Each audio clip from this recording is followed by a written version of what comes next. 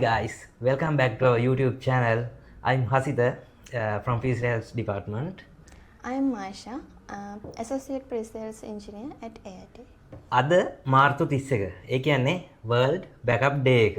ඉතින් අද අපේ වීඩියෝ එකේදී අපි කතා කරන්න බලාපොරොත්තු වෙනවා මොනවද මේ backups කියන්නේ, අපි පාවිච්චි කරන technology සහ AIT එක ඇතුලේ අපි පාවිච්චි කරන solutions, කොහොමද backup එකක් size කරගන්නේ වගේ දේවල් අපි මේකෙන් කතා කරනවා. අපි එහෙනම් බේසික් දේවල් වලින් පටන් ගමු.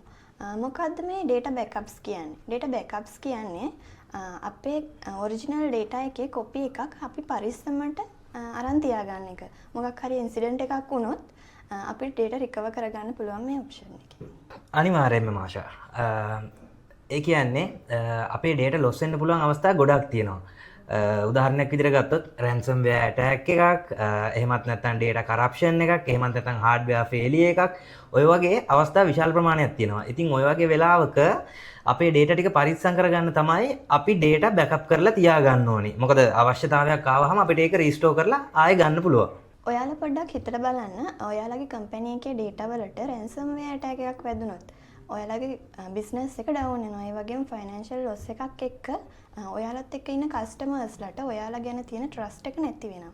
එහෙනම් අපි දැන් කතා කරමු data backups එක කතා කරද්දී මොනවාද අපිට තියෙන ටෙක්නිකල් ටර්ම්ස් කිහිපයක් තියෙනවා. ඒ මොනවාද කියලා.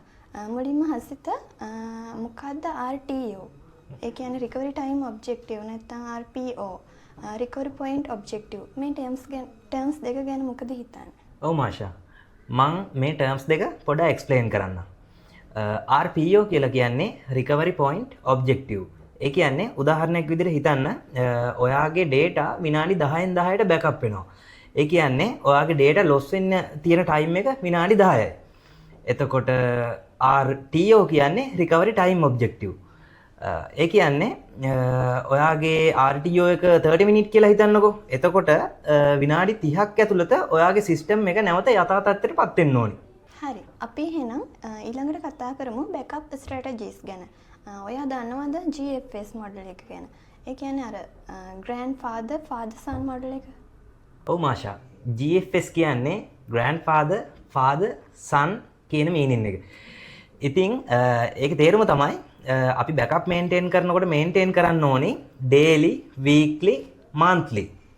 ඔයගොල්ලෝ හොඳට මතක තියාගන්න ඕනේ මේ backups ගැන අපි backups maintain කරද්දී අනිවාර්යයෙන්ම හොඳ history එකක් අපි පවත්වාගෙන යන්න ඕනේ. මොකද එතකොට තමයි අපිට පුළුවන් අවශ්‍ය වෙලාවට හරිම තැනට restore කරගන්න. ඕකේ මාෂා.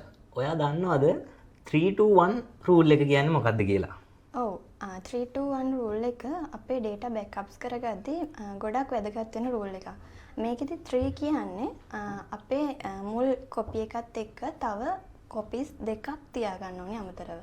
ඒ වගේම 3-2-1 rule එකේ 2 කියන්නේ අපි storage දෙකක් තියාගන්න ඕනේ. storage type දෙකක්. උදාහරණයක් විදිහට cloud storage එකත් එක්ක external drive එකක්. ඒ වගේ.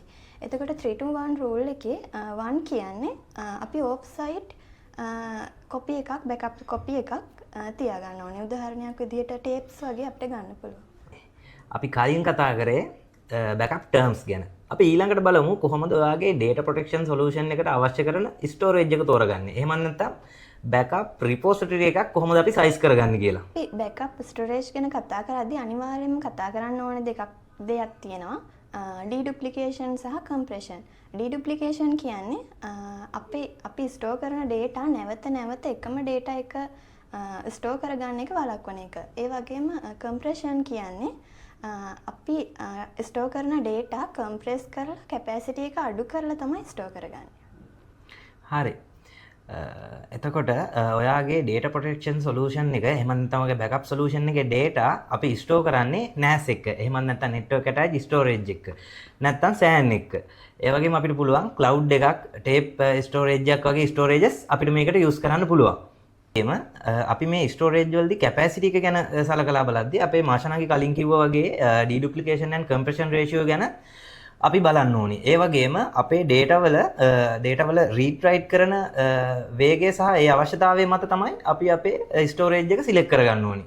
උදාහරණයක් විදිහට NAS ගැන කතා කරද්දී AIT අපි use කරනවා Infotrend, Synology, QNAP, Asustor වගේ NAS brand ඒ වගේම මේ on prem storage use කරද්දී අපිට මතක් තියාගන්න ඕනේ RAID technologies ගැන. හදිසියේ හරි අපේ disk fail එකක් වුණොත් අපේ data protect කරගන්න පුළුවන් මේ RAID technologies use කරලා. ඉතින් මේ data backup කරන එහෙම නැත්නම් data protect කරන වැඩේ කරගන්න මේ ඉන්ඩස්ට්‍රි එකේ තියෙනවා tools. industry leading tools නම් වශයෙන් මම කිව්වොත් Veeam, Arcserve, Veritas, Acronix ඔය වගේ tools රාශියක් තියෙනවා. ඉතින් මේ වගේ tools එකක් ඔයාගේ backup අවශ්‍යතාවය මත තෝරගෙන ඒක ඔයාගේ data center එකේ එහෙමත් නැත්නම් ඔයාගේ solution එක අවශ්‍ය තැන server එකක implement කරාට පස්සේ ඒ server එක අපිට ඔයාගේ backup server එක විදිහට පාවිච්චි කරන්න පුළුවන්. ඊට පස්සේ මේකට අපිට අවශ්‍ය කරන විදිහේ policies ඒ rules ඔක්කොම දැම්මට පස්සේ ඔයාගේ backup ටික easy අපිට backup කරගන්න පුළුවන්. වගේම මේ data backup අරගෙන විතරක් මදි. අපි නිතර ඒ ගන්න backups test කරලා බලන්න ඕනේ. මොකද මේ backups fail වෙන්න ඉඩ තියෙනවා.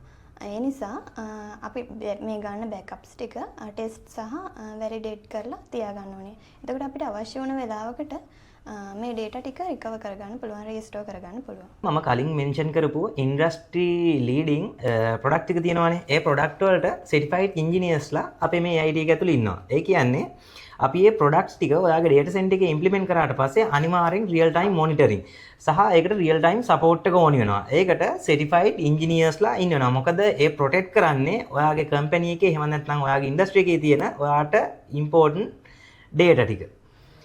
ඒත් එක්කම මෙතනින් අද අපේ වීඩියෝ එක අපි ඉවර කරනවා. අපි තවත් ඉස්සරහට බලාපොරොත්තු වෙනවා මේ වගේ technical terms. අපි අද මේ කතා කරේ ගොඩක් සාරාංශයක්. අපි ඉස්සරහට මේවා deeply කතා කරමු.